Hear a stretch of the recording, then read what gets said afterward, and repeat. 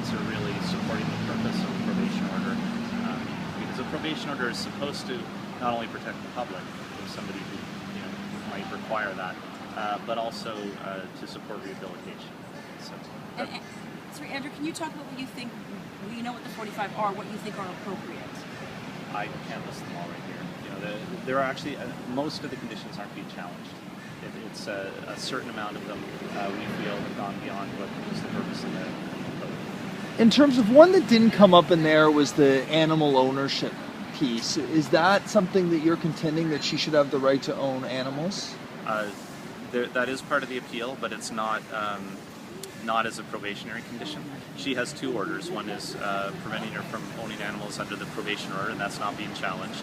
And the other is a lifetime ban. And we are requesting that the court put a limitation on that. And what would that request be in terms of, at what point would you like to see her be able to own animals? Well, there are there have been cases where people have been banned from owning animals for, say, up to 25 years.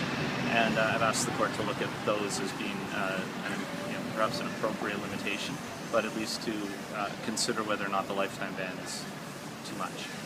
Another issue that came up in there was one about the community centers. Can you explain that a little bit to us in terms of how much access you'd like to see Kayla have to places like community centers?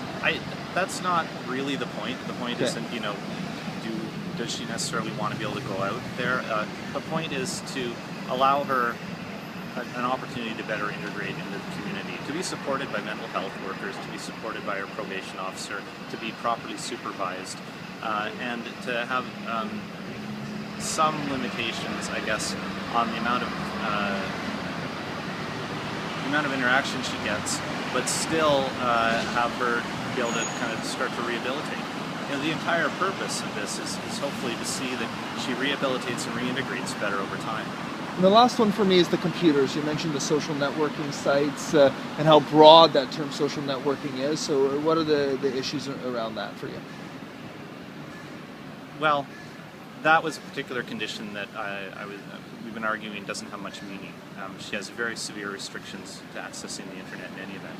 And it's hard to say on a daily basis what is a social networking site. I mean, we all use our phones and our tablets and our computers for all sorts of different reasons, and usually that's to communicate with other people, right? So what is a social networking site, and what will that mean in 3 years when her probation order is still running?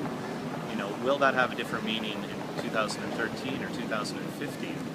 So we're not arguing that she should have complete access, just that particular term and that condition is almost pointless, but that she should have some better supervised access to